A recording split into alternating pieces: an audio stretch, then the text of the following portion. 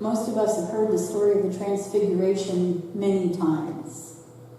Jesus took Peter, James, and John up on a mountain to pray.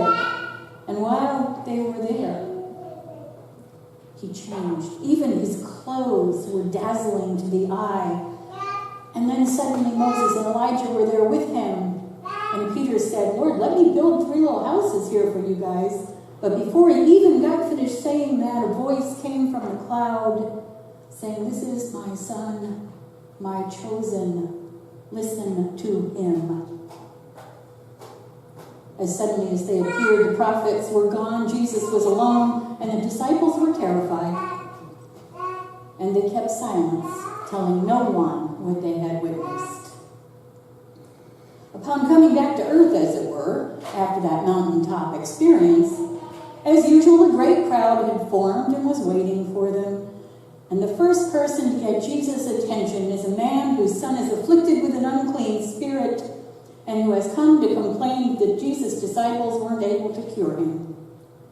And Jesus answers him, saying, "You faithless and perverse generation, how much longer must I bear with you and be with you?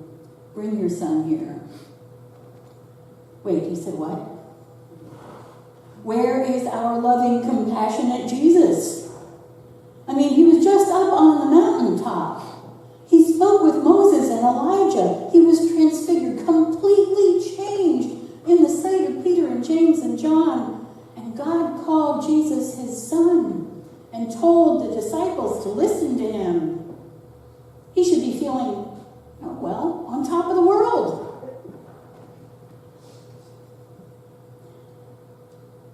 He should be all full of love and sunshiny stuff,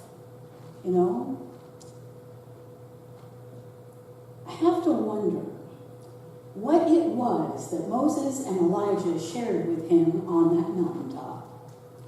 After all, both of them had to deal with people who had to be continually shown God's power with signs and wonders, just like the people Jesus dealt with all the time. Maybe they were commiserating with him, complaining about their congregations. God's power enabled Moses and Elijah to do great things, impossible things, the kinds of things that Jesus did. Even though the people they led were stubborn and stiff-necked like his people, even though they quickly forgot what God had done for them, even though trying to lead them in God's way was harder than herding cats. Maybe his conversation with Moses and Elijah had something to do with his reaction to that father. We'll never know. We do know that the first thing he does is chastise this man and complain about having to put up with all of that. Now, more often than not, this passage is read as a rebuke to the disciples who were unable to heal the boy. And yes, we do love to make fun of the disciples. They get so much stuff wrong that we, with our 2,000 years of hindsight, get right away. We, products of 20th and 21st century educations, tend to think the first century disciples were maybe not the brightest bulbs on the tree. But Jesus picked them for a reason. They were willing to drop everything and follow him. At the beginning of this chapter, Jesus called the 12 together and gave them power and authority over all demons and to cure diseases. And he sent them out to proclaim the kingdom of God and to heal. He sent them out to proclaim the kingdom and to heal. And they did. Luke chapter 9, verse 6 tells us they went through the villages bringing the good news and curing diseases everywhere. So they definitely could cast out this boy's affliction. Peter has already proclaimed Jesus is the Messiah. Frankly, these guys get a pretty bad rap from us. And in the case of this passage, I think it's undeserved. Because it's pretty clear to me that Jesus is talking to the boy's father, because the very last part of that sentence is, "Bring your son here." It's not at all surprising that Jesus got upset with the father who didn't believe his disciples could heal his son, because they could have healed the boy. Jesus had given them the power and authority to do these things, the power and authority that came from God, but the Father didn't believe they could. He had no faith in them. And if you don't believe that something can happen, it probably won't. If you don't believe in the abilities of another person, nothing they say or do will convince you. Think about this for a minute. If I am convinced that I cannot succeed at anything, the likelihood is I will not. If I keep telling myself I can't, then I probably won't. But if I think I can, well, the little engine that could comes to mind. Many of us have lived with lies that other people told us about ourselves so often that we have come to believe them. I'm not good enough. I'm not smart enough. I'm not thin enough. I'll never amount to anything. I'm unlovable.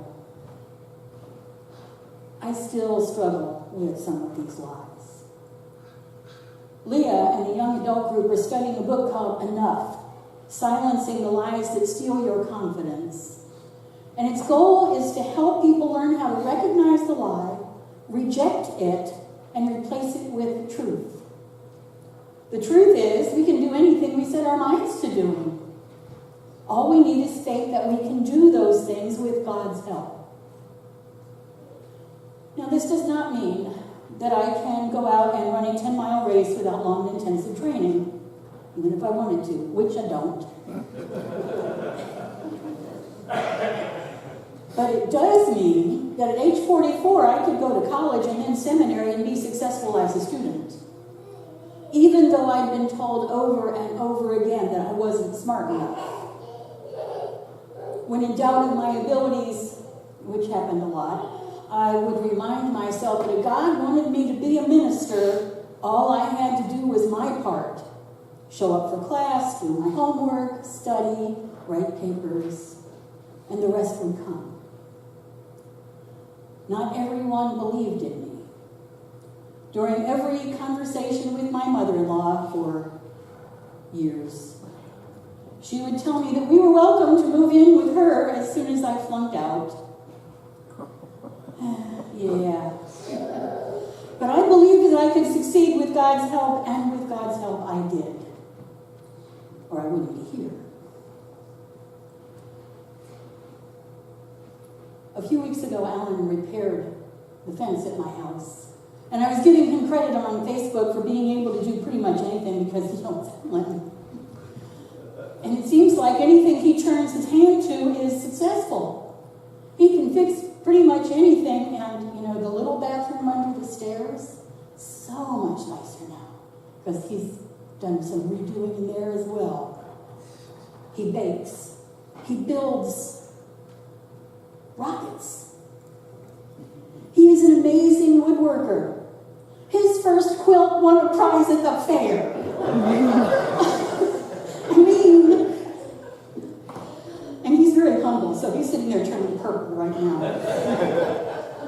But his response to my post on Facebook is this: I give God the credit. First he makes me, then he teaches me, then he motivates me. Amen. All things are possible with God. All you have to do is believe in the power of God. With God's help, lies can be detected and rejected. With God's help, the demons that afflict us can be cast out. With God's help, people can be reborn. With God's help, churches can be transformed. And all who witness these things will be astounded at the greatness of God. Please stand with me and sing "To God Be the Glory."